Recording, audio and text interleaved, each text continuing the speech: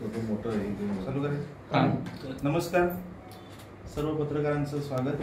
आज आपण एका विशिष्ट कारणासाठी आपण इथे आपल्याला निमंत्रित केलेलं आहे। माननीय आमदार भास्करराव जाधव साहेब यांच्यावरती हेदवीचे जे कृष्ण वणे आहेत त्यांनी एक व्हिडिओ त्यांची व्हायरल होते की त्यांनी की आमदार साहेबांवर काही विशिष्ट आरोप केले।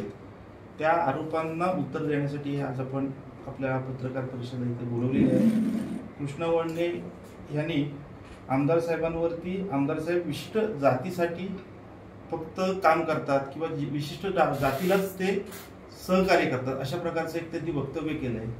तर आमचं सगळ्यांचं असं म्हणणं आहे की आमदार साहेब कुठल्याही जाती धर्माच्या लोकांबद्दल अक्षले किंवा जातीभेद करत नाही। त्याचं उत्तम उदाहरण म्हणजे ग्वागर नगरपंचायत स्थापन झाल्यानंतर मी एक ओबीसी समाजाचा कार्यकर्ता आहे, मीही ओबीसी आहे। तर ग्वागरचा पहिला नगराध्यक्ष होण्याचा मान ओबीसी समाजाला आमदार साहेबांनी दिला नाही। त्याबरोबर माझ्याबरोबर जे आता इथे आहे काही लोक आमचे प्रचार करतायत हे सगळेही ओबीसी आहेत। मग आम्ही ओबीसी नाही का? ते जे म्हणतात ते साहेब एका विशिष्ट जातीसाठीच काम करतात, तर आम्ही ओबीसी नाहीत का? आणि असं कुठेही होत नाही।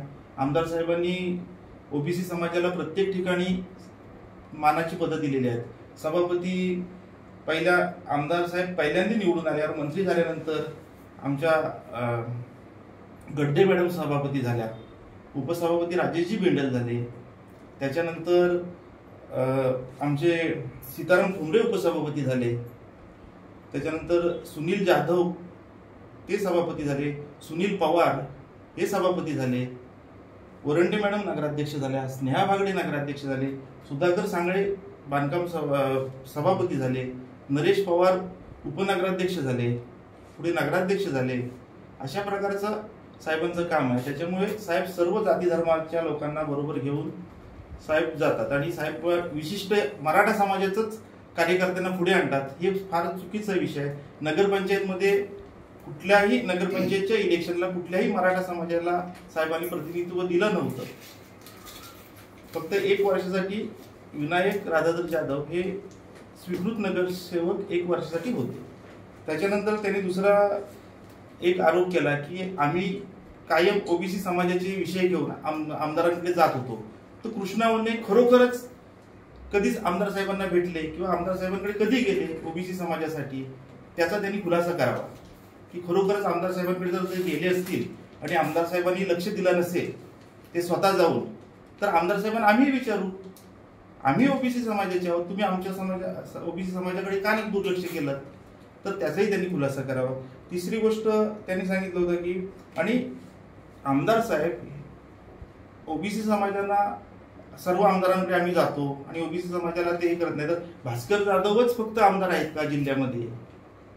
मग इतर आमदारांनी त्याच्यामध्ये काय काम केलं हा एक प्रश्न आहे। त्याचाही त्यांनी खुलासा करायला पाहिजे। त्याच्यानंतर एक निरामयचा उल्लेख केला होता की निरामय हॉस्पिटल चालू करायला पाहिजे। बरोबर आहे, आमदारांनी प्रयत्न करायला पाहिजे, पण आमदारांच्या नंतर या तालुक्याचा प्रमुख म्हणून तालुक्याचा सभापती असतो, शहराचा नगराध्यक्ष, आमदारांनंतरची जी काय म्हणजे आपल्याला संविधानाने दिलेले जे काय लोकप्रतिनिधी आहेत ते सभापती आणि नगराध्यक्ष। मग तुम्ही त्यांना विचारलात का की तुम्ही हॉस्पिटलसाठी काय केलात? एखादा पत्र तुम्ही दिलात आहे का? आणि नगराध्यक्ष सभापती हेही राजकीय लोकांजवळ टचमध्ये असतात, सत्ताधाऱ्यांच्या टचमध्ये तेही असतात, त्यांनी कुठला पत्र दिलंय का? तर त्यांनी त्याच्यावरही खुलासा करावा। जी काही करतोय त्याच्यामध्ये बोलून नगर मतदारसंघामध्ये आज आम्ही फिरतोय, त्या मतदारसंघाचा जो आढावा घेतोय आणि साहेबांनी जे काम केलेलं आहे त्या माध्यमातून सर्व जाती धर्माचे लोक साहेबांच्या पाठीमागे ठामपणाने उभे आहेत आणि किमान 50,000चं मताधिक्य घेऊन साहेब ह्या ग्वागर मतदारसंघातून विजयी होतील याची आम्हाला पूर्ण खात्री आहे। ग्वागर शहरामधून ह्या वेळेला आम्ही चांगल्या प्रकारचं मताधिक्य घेऊ, ग्वागर अजगोली या 2 गावांमधून चांगल्या प्रकारचं मताधिक्य घेऊ अशी आम्हाला पूर्ण आत्मविश्वास आणि खात्री आहे आणि साहेब किमान 50,000चं मताधिक्य घेऊन निवडून येतील अशी आम्हाला खात्री आहे।